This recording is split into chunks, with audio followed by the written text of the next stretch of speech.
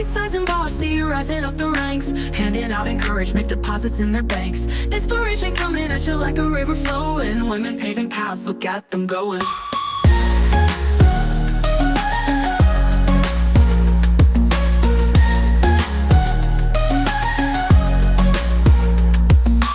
Bite-Sized and Bossy, rising up the ranks, handing out encouragement, deposits in their banks. Inspiration coming at you like a river flowing. Well, welcome today. I'm Erin. I'm Tammy. I'm Chrissy. And this is Byte-Sized and Bossy. We're so close. It's almost on time. We are really excited for our guest today. So I'm excited to introduce her. And Aarti and I met recently. She is from VMG and she is just phenomenal. And she's easy to talk to. She's probably the most organized person I've ever met. And we're excited to have you on the podcast today. Awesome. Thank you so much for having me. I'm excited for the conversation. Well, how does one earn the most organized title? What'd you do? I gotta know. I think I can guess. We had a couple follow-ups coming out of our first call, and I had an organized bulleted list addressing all of the follow-ups very quickly after our call. And then there might have been one pending item, and I addressed that pending item and followed up on that shortly thereafter. So that is my guess on why Erin thinks I'm organized. Even the way she explained that was organized. Yeah. I could use a little help in the organization category. I'm glad nobody can see my desk. Yeah, I feel the same, Chrissy. I had to clean mine off today because I'm leaving. Well, Aarti, for people listening in their cars at home, wherever they might be listening or watching, can you introduce yourself a little bit? I mean, we know you're wonderful, but for listeners. Oh, of course. Thank you. So I'm sitting here in New York right now. I've spent the better part of my adult life in New York, grew up in New Jersey. Went to school in the Boston area and have spent my entire career in finance and specifically finance focused on consumer retail companies. I spent about 14 years in investment banking covering consumer retail companies. I'm not sure I would have made it in banking that long if I had been covering any other sector, but I'm so passionate about consumer businesses, and I was working with a bunch of high growth businesses, founders, family-owned businesses. We're really making a difference, and every transaction really matters. So that really kept me in the business for a long time. And for the last 3.5 years have been on what we call the buy side, which means, the investment side of things, also focused on consumer retail companies at VMG. I have such a strong passion for the industry, and over the years have spent time with pretty much every kind of company: beauty, personal care, health and wellness, consumer services, pet products, pet services, and of course, restaurants.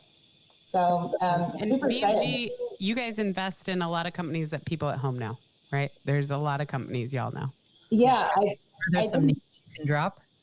Yeah, of course. VMG as a firm is a bit under the radar. So then when folks go on our website and look at our portfolio companies, past and present, they're really surprised. They're like, oh my God, I have this in my cabinet. I have this in my drawer. In beauty and personal care, you'd recognize names like Drunk Elephant, K18, Briogeo, Sunbum. In food and beverage, of course, Kind Bars was one of our most notable investments. Spindrift Sparkling Water. On the fitness side, Solid Core. So really, when you look at every vertical, not just notable brands, but game-changing brands that have really done things differently in their respective space. So it's really fun when you can combine a personal passion with your day-to-day job and just work with such cool companies every day. Well, also, I noticed that you were being a little humble about going to school in the Boston area. It seems like you might have gone to a very popular school in the Boston area. Miss Aarti looks to be a Harvard graduate. That is freaking awesome. Wow. Yeah. That's right. Wow. Yeah, thanks. It was an awesome experience. That's amazing. And congratulations. now restaurants. We don't get to meet very many Harvard grads on our side of the world. So that's pretty. I feel a little honored. That's awesome. Oh, that's nice. I was impressed too. That's why I mentioned it. And frankly, you earned it. So yeah, we should call it out because that's what we are about here, is tooting your horn. Yes, thank you. Toot toot. Toot toot. Yep, toot toot. I literally gave that advice to someone this week. Toot toot. Toot your own. That's so funny. Well, Aarti and I talked a little bit about how she's really focused. A big part of your focus is on restaurants, right? And so What are you looking for when you look at these restaurants and what you're seeing in the space? And I know you've talked to a lot, I think is probably an understatement for how many restaurants you've spoken to. What are you seeing? What's happening out there?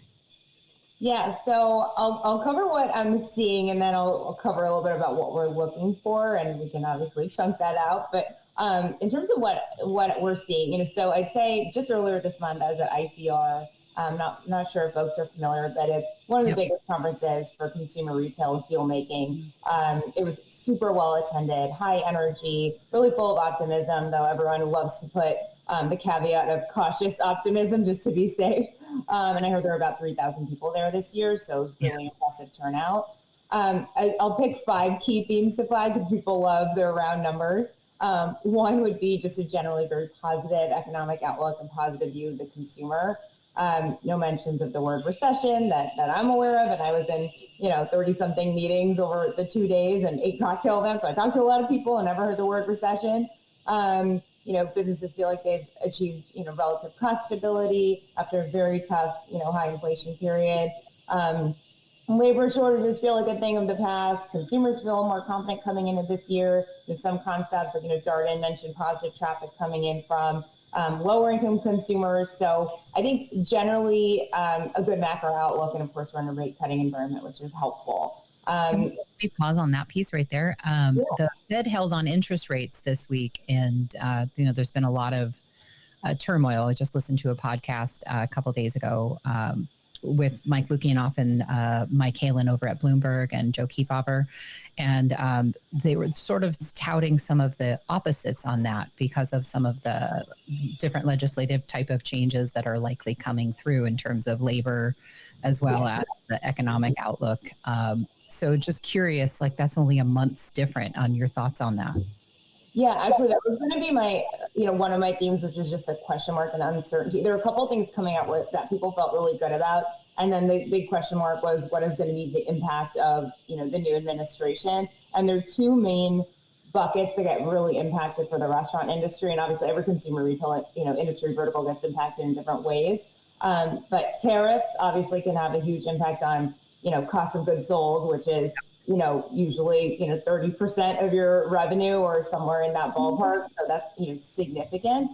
And then immigration policy. So, it impacts every single industry, but when you think about restaurants in particular, there's an outsized exposure to, immigrant population, in many cases for non-chains, undocumented folks. So if you have that labor pool go away, you basically have to not just replace those folks, but probably pay them more to do the same job. So, when you think about the 2 biggest line items in the P&L, it's COGS and labor, and both of those are absolutely, subject to significant impact in a direction that people are a little concerned about. So completely agree. I think, that was a big question mark, though. I just think we don't have enough information. And even things like COGS, it's like, what's going to, what are your main ingredients and where are they getting sourced from? And you have alternate sources in your supply chain. If you're heavy on avocados in Mexico and, Mexico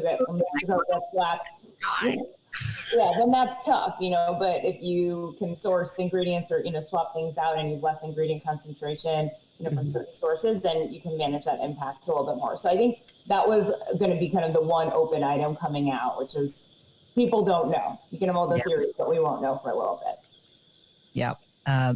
We were sort of having the same discussion, and I think that it's all just changed so fast. And actually what we were saying is that, because it's changing so fast and we're expecting so much turmoil over the next few months with all of these very blunt changes, that we should really be doing these sort of, impact to the industry type of webinars every month for this year. So avocados. I feel like they are not treated as well as they need to be. Let's be honest. Avocados are amazing. What can you sub for an avocado? Oh my God, it's so good. They're so good. And they're good for you. Yeah. I feel like maybe they'll sponsor us next. Who knows? Avocados from Mexico. Well, Aarti, and I didn't mean to interrupt you, but we'd love to hear what you're looking for next. So sort of under those conditions, what are you guys looking for? Sure. And can I actually quickly touch on a couple key themes that came out of ICR that I found really interesting? Yes. We can touch on it. So just to quickly wrap up ICR. So it's a big focus on driving traffic gains. So the last couple of years, all these restaurants are growing largely through price. So everyone was thinking about how do I drive more volume through my box? And there was a lot of focus on value for the consumers. It could be combo meals. It could be more affordable entry points. And then loyalty programs. You heard about that from so many folks. Potbelly, Portillo's, P.F. Chang's, Papa John's is such a prominent topic, either new loyalty programs or, rethinking old ones. And then just efficiency throughout the P&L, automation as a way of, managing, labor and, just more efficient ordering, more labor deployment tools. Simplification of menus came up a lot. So managing your supply chain more effectively by having fewer things on the menu, fewer SKUs, fewer ingredients, more efficiencies. And then finally, I say just modification of the box format. So a lot of behaviors that folks thought may have been very specific to the COVID era, they've stuck around with channel mix. And so a lot of companies were talking about a modified prototype, which frankly is just a smaller prototype. And not needing as much space for in-unit consumption. So those are all pretty prominent. And then what was most applicable to me is just a positive outlook on deal activity. So that would kind of wrap up the ICR themes. You asked what we're looking for. So at VMG, we are really only focused on limited service concepts. So that would be fast casual and QSR. Why only limited service? Well, those are the businesses that can scale and generally come with a replicable unit format and prototype. And at the end of the day, every institutional investor is thinking about not just, how do I do something great with this business, but how do I get out of this business? How am I going to exit? And when you think about, private equity firms buying restaurants, IPOs of restaurants, you tend to see the most activity with limited service. So that is what's dictating that. I would kind of break things up into two buckets, one being economic considerations and the other being non-economic and, qualitative considerations. And economically, I'd say unit economics, which is, performance of a box. It's AUV, it's same-store sales, it's prime costs, it's four-wall EBITDA, it's cash-on-cash return, it's payback period. Those are the key things and it's not unique to us. You talk to all of our peers, we're all looking at the same metrics. And that's really just trying to figure out, is there consistency? Is there replicability? Does this box work? Related to that, I'd say there's unit portfolio analysis. So you want to look at, can this work in multiple geographies? That word portability comes up 100 times with every investor. And the consistency piece. And then customer data and transaction trends, we'll definitely look at that. So frequency, ticket, all of those sorts of things. But non-economic factors, not just number crunching and looking at Excel, it's a reason for being. It's a very crowded landscape.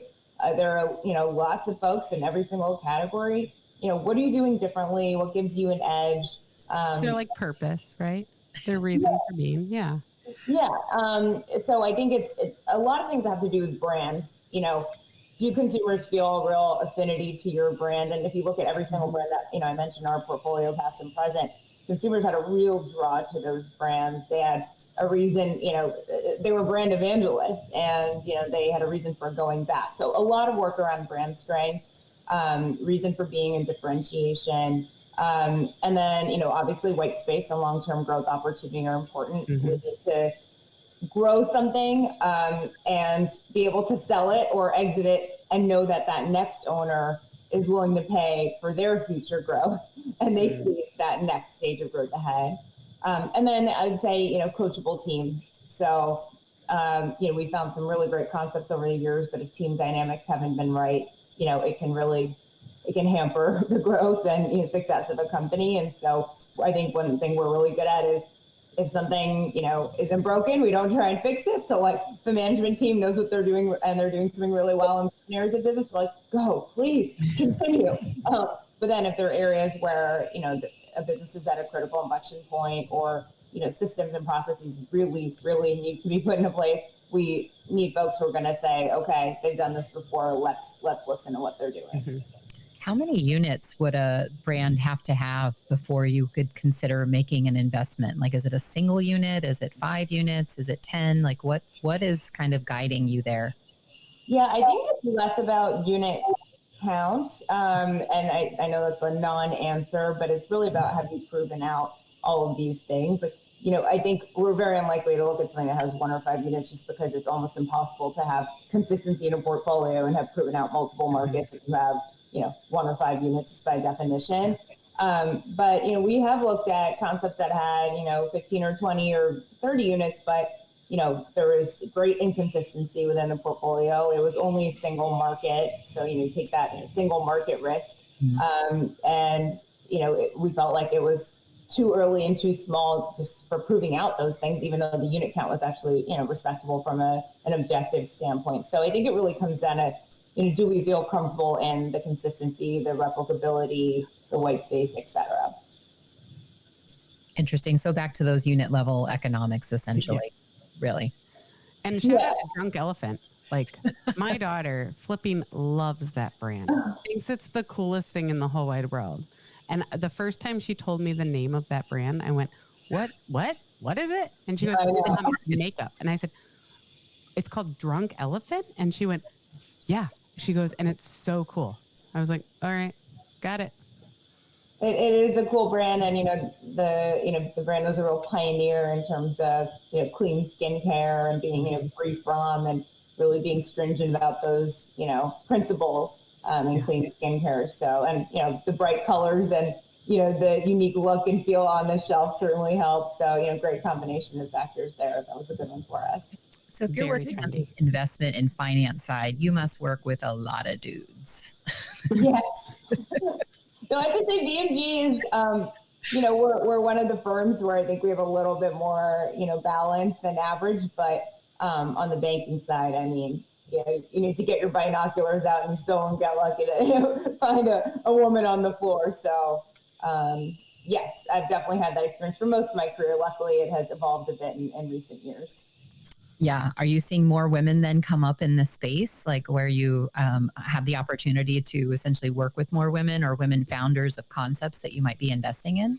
Yeah, absolutely. So, I mean, I think, we feel really good about, being thoughtful about who we bring into the firm on the investment side. We really prioritize, diversity of thought and perspectives in all ways, right? It could mean people who don't have a typical banking background. It could be people from, diverse backgrounds culturally, gender-wise. So we feel really good about that on the investment side. And because that's been so important to us as a firm, we really do make sure that translates from a, potential investment target standpoint and, the portfolio companies that we own as well. So we've had, a number of female founders in our portfolio. That's something that we really value when we look at investments. I mean, obviously, all else equal, and we still got the same checklists and the same standards, but it is something that we really care about as a group. So that's amazing. Yeah, still a long way to go, but slowly but surely changing. Well, and that's why we exist, right? That's why Chrissy and Tammy and I started Byte-Sized and Bossy, is because we have a lot of opportunity to grow in this area. What advice, when you think about founders out there, startups, restaurants, they're raising money, they're focused on their investors, what advice do you have for them? What does that look like? Yeah, gosh, so many different things. I mean, I would say, a lot of times founders and operators, right, they kind of are so focused on their own business and their own day-to-day that they don't take a step back and look at what's happening around them.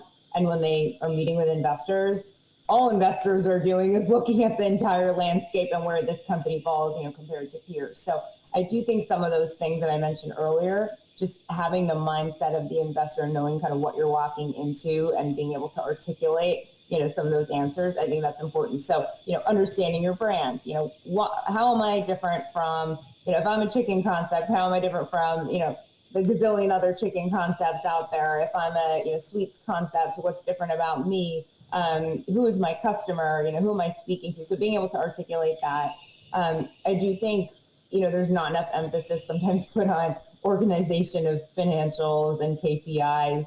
I think you could have the best concept in the world, but if you don't have clean data, and clean financials, folks will question your credibility, and it just impacts your confidence in the team. So just having your ducks in a row from that standpoint, and if it's not your forte, outsource it or hire people for it, but making sure you have clean data.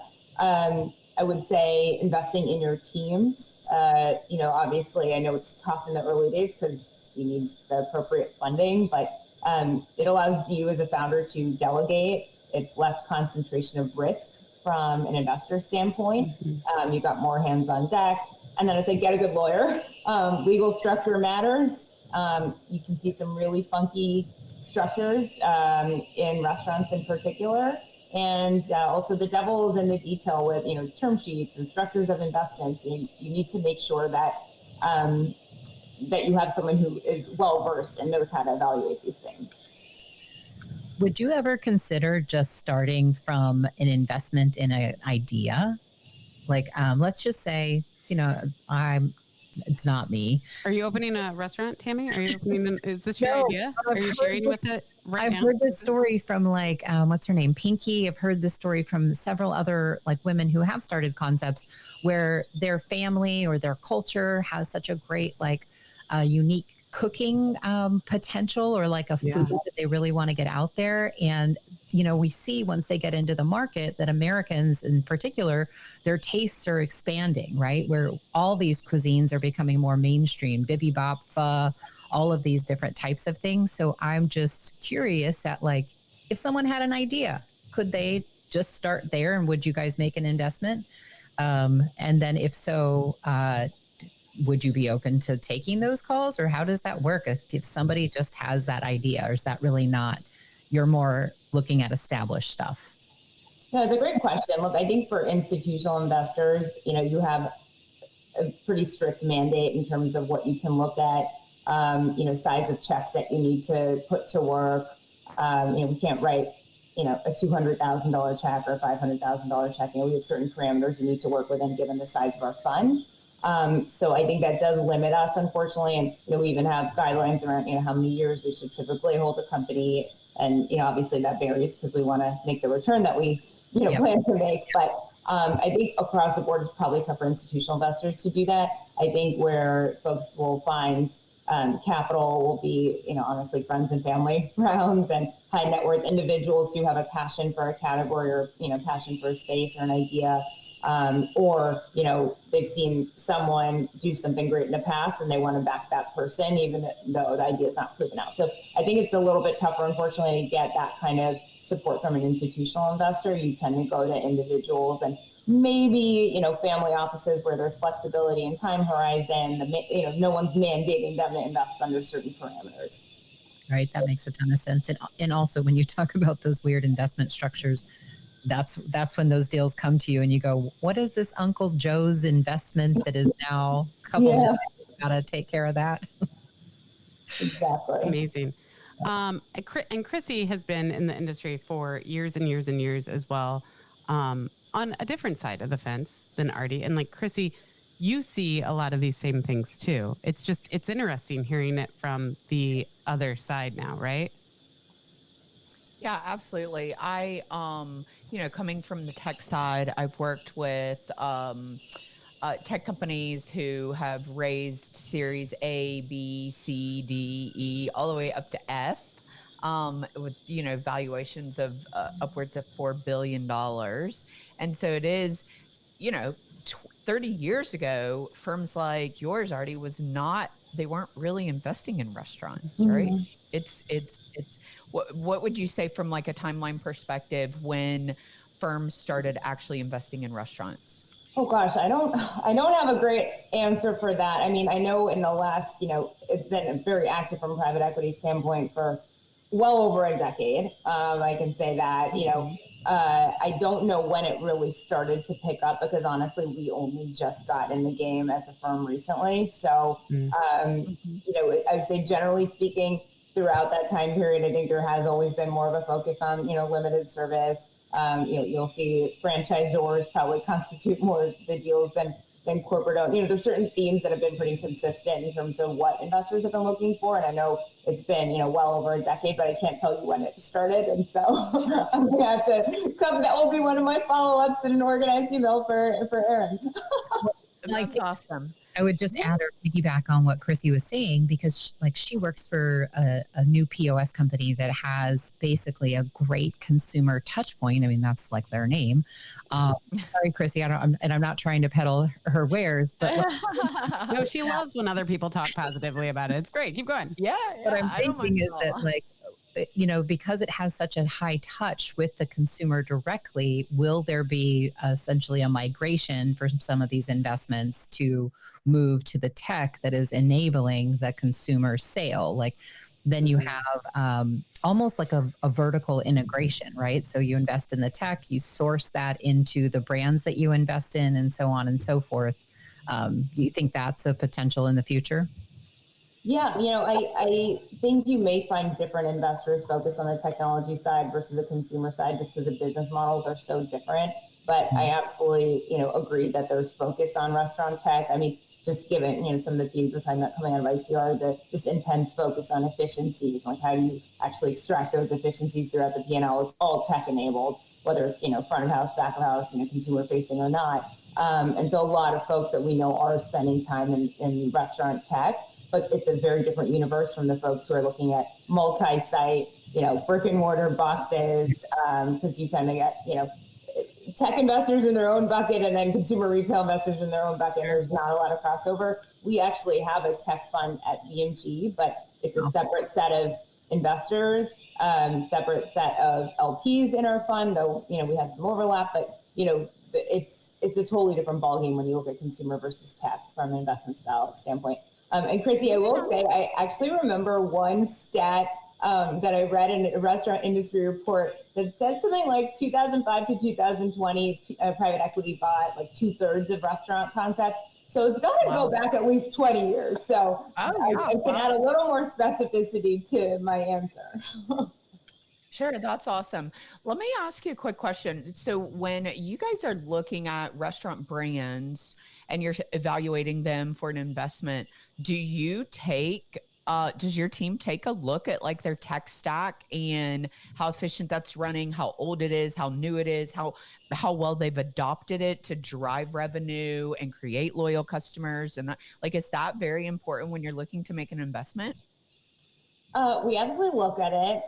It is not an imperative because obviously changes can be made, but I think it's good for assessment of a baseline, right? So especially if you're trying to understand, shortfalls and shortcomings and, challenges that a business has had, or lack of efficiency, right? Just knowing kind of what are they working with that has gotten them there or allowed them to get there, and, what changes could be made. So it's, I don't think having great technology means, we will invest in you, or having poor technology means we won't invest in you, but it's more just a contextualization of why P&L looks the way that it does, why, restaurant concept may have a ton of data and insights into their consumer, or they have no clue how often their loyalty members are coming and they have no clue what the average ticket is. So it's more of a point of context. And then, our goal with having the consumer fund and the tech fund is ultimately we hope that our tech insights can, support our consumer investments because we have that internal know-how, and vice versa, where we have all these great, tech companies supporting consumer retail ecosystem, and we have consumer companies that can use them. So it's great cross-pollination, and ultimately we'll see that hopefully in restaurants as well. You said it so beautifully, but it's really, we can all help each other, right? We can all help each other, right? Once you're in the VMG fund. So a much simpler way of putting it. So I'm sure you won't tell us and can't tell us, or maybe we can whisper it later. Like, what concepts you guys are really excited about? What are you watching? When you look at I know you said limited service, but like, is it, burgers, tacos, ethnic? Is it like, what are you seeing that you're like, we're keeping a hot eye on that? Yeah, I think this sounds crazy, but we actually don't look at it just from a cuisine standpoint. It's really about quality business and opportunity within category. But of course, you can't help but pay attention to, themes and trends. So, obviously chicken has been one of the biggest themes in the last, several years. There's literally a war over it. Yeah. There's also a flu going around, That too, yeah. right? It can put a real strain on the chicken business, the chicken space. Yes, And breakfast. 100%.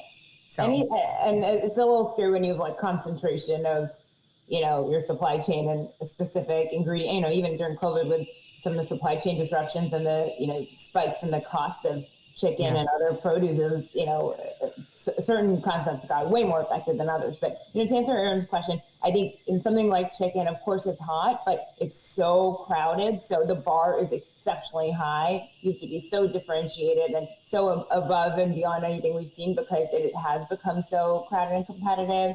I think we really like beverages. I mean, there has been such a reinvention of the beverage, I'd say coffee and other beverage category, obviously with, 7 Brew and Dutch Bros. Yeah, exactly. So, and then, Starbucks, obviously they're making a ton of changes, but there is a point in time where there's quite a bit of share to be taken.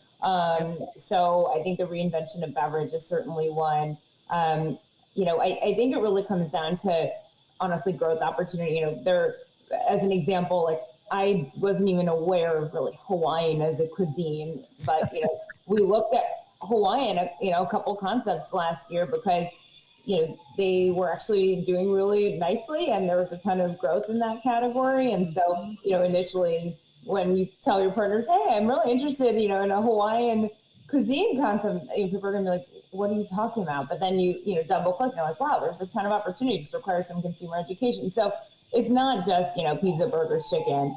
In fact, those, hot categories are the most crowded. So it's the hardest to take share. So I'd say, we're looking at a number of themes. Beverages is one that definitely stands out where there's been, notable growth opportunity, notable reinvention. Well, there's so many companies in that space, right? You have, like you said, 7 Brew, there's Dutch Bros, there's Swig, they're just Scooters. But like the coffee will always be hot because coffee is so habitual. And I think we're all like it's addicted to it, whether we admit it or not. But like we're also seeing such a huge spike in interest in like the dirty sodas and the energy sodas, and that is really, really becoming hot. And Aarti, just like I just want to stick a little pin in. Touchpoint powers one of those fastest growing coffee chains that you mentioned. We'll leave it there. I'm tooting my horn. I love that, Aarti. I literally could listen to you all day. You are one of the brightest. Smart. I've just been like absorbing it. Maybe not. You literally have us in awe. We're literally sitting here, mouths open. I think you're going to help a lot of people that listen to this. But like, if you had to give advice to your younger self now, because you've come up through these ranks, what would you tell your younger self? Oh God, how much time do you have? No, I'm just kidding. I'll give a couple tidbits that come to mind. I think about this so often just because I have all these like snapshots of like my younger self in my career versus now. I'm like, oh my gosh, like how far I've come in terms of not just like things on paper, but like just my mentality and my approach. The first I'd say is just be confident. And if you don't feel that way, just fake it till you make it. I think, people take their cues. I do that every day. I mean, everyone does to some extent, right? But I say fake it till you feel it. Mm-hmm. Yeah, exactly. But people take their cues off of you. And if you don't sound confident about your perspectives, how is anyone else, going to feel confident in what you're saying? And I think for women, a lot of times it can be, and it's a massive generalization, but a little bit of an acquired skill. But the earlier you start, the easier it is. I'd also tell myself, just from a personal standpoint, like to not take things so personally. I think it took me a while to develop a thick skin in the workplace, and I could have saved myself a lot of grief and anguish along the way. Humans are complicated. People can be not nice. It may have nothing to do with you, and frankly, usually it doesn't have anything to do with you. Just let stuff roll off of you and create, room for other things. Life's too short to focus on this coworker's comment or that coworker's tone.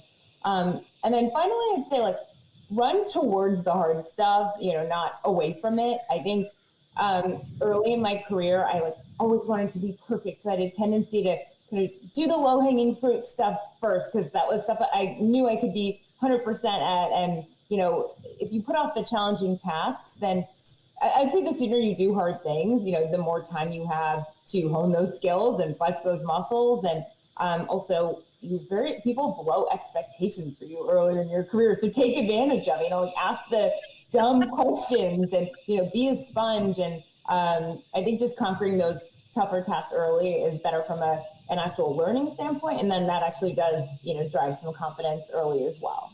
I'm going to apologize now because I feel like your email box is going to be flooded after this airs because people are going to be that astounded and excited to talk to you. That's what I think. Thank you. Yeah, I think so too.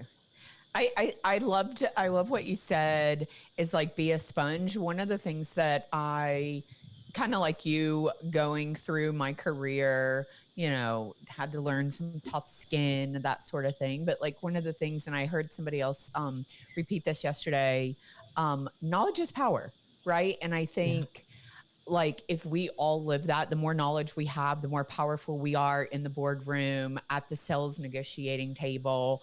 And I think as females, like it's okay for us to be really, really smart and demand the room. And demand that attention in the room to get what we need. And so I love that you have really embraced that. That's amazing. Was it NBC or who was it? The More You Know. I remember there was. Yes, it was NBC. The More You Know. Yeah. The More You Know.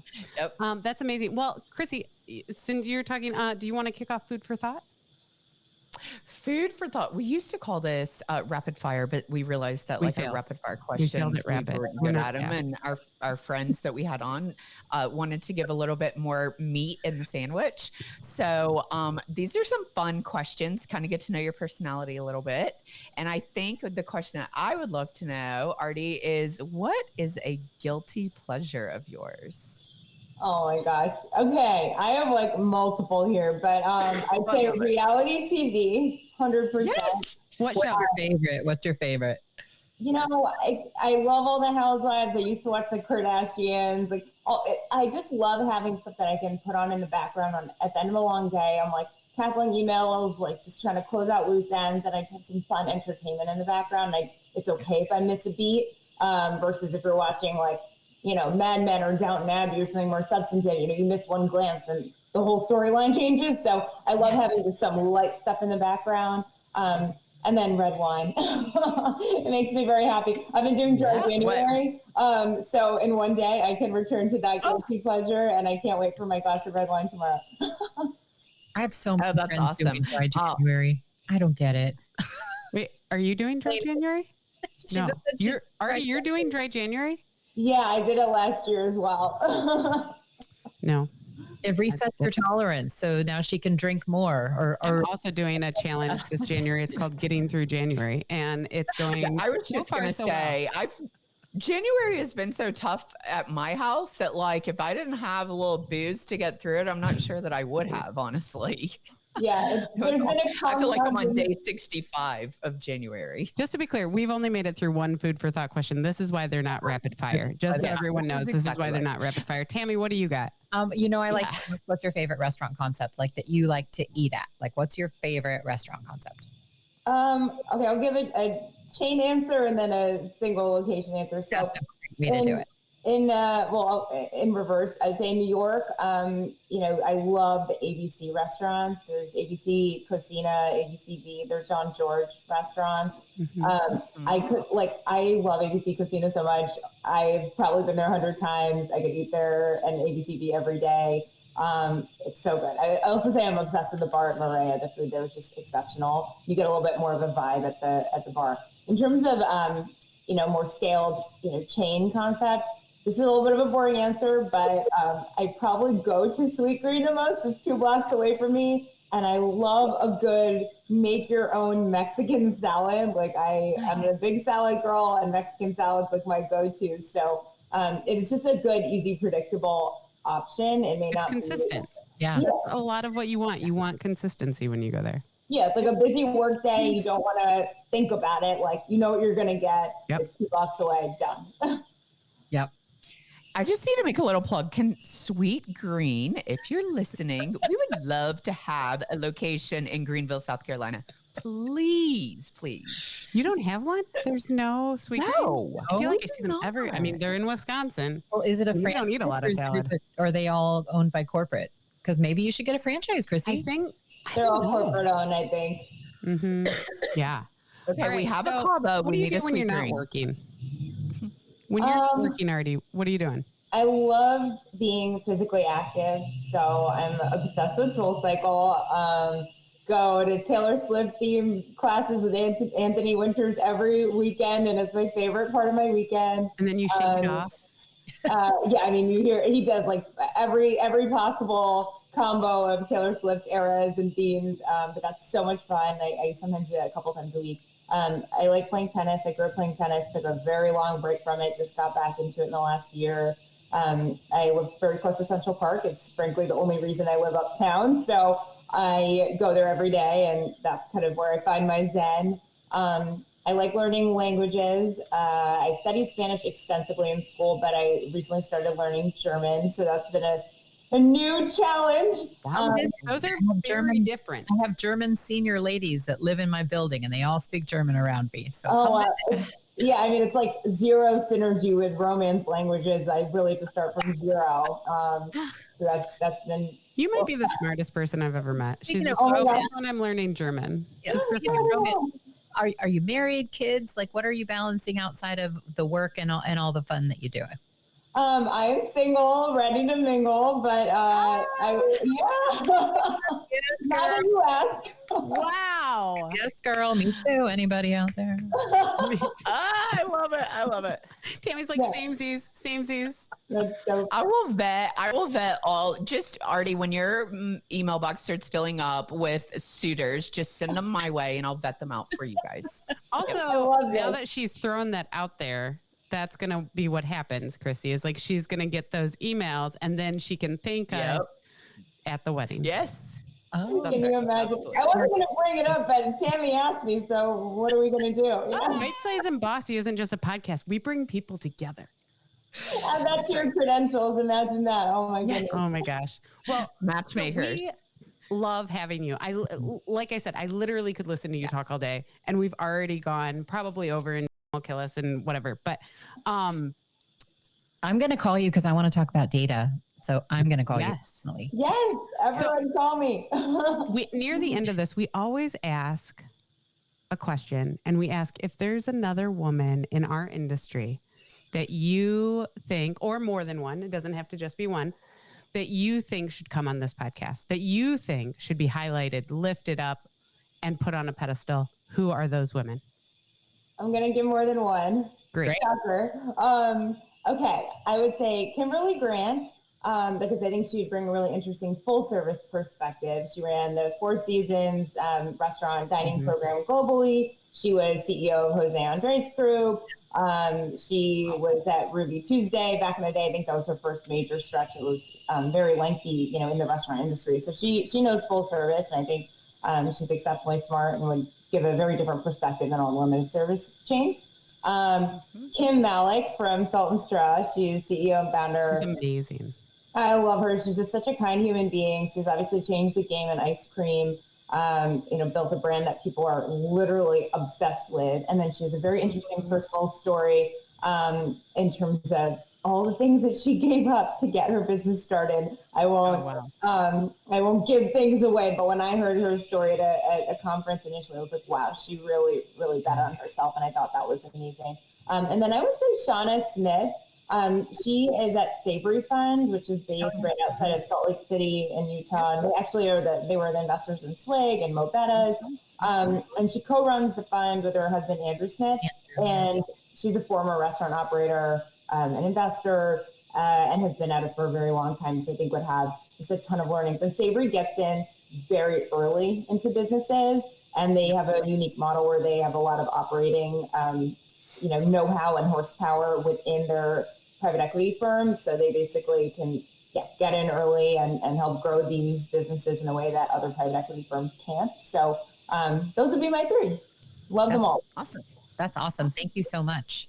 Yeah, yes. You have been incredible. And I know that you're going to help a lot of people that listen to this, not only listen to this from the female lifting up, you're amazing, you are literally a rock star in our space, but also from people who are looking for how to find those investors. What does that look like? You've been able to help all of them in just a very brief hour. So thank you again, Tammy, Chrissy, anything No, to close it's it been out. awesome. Coming on. Nice to meet you. Yeah, An absolutely honor. amazing. Thanks for coming, Aarti. And if anyone's listening, you can listen to us on Spotify, Apple.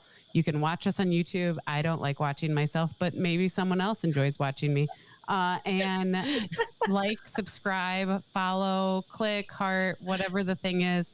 Say you want to Feel free to sponsor. email us if you Yep. have guest requests. But again, Aarti, thank you for coming on today. It's such a Thank you, blast. Aarti. Thank you. Thank you. Bite-Sized and Bossy, you're rising up the ranks, handing out encouragement, deposits in their banks. Inspiration coming at you like a river flowing. Women paving paths, look at them going.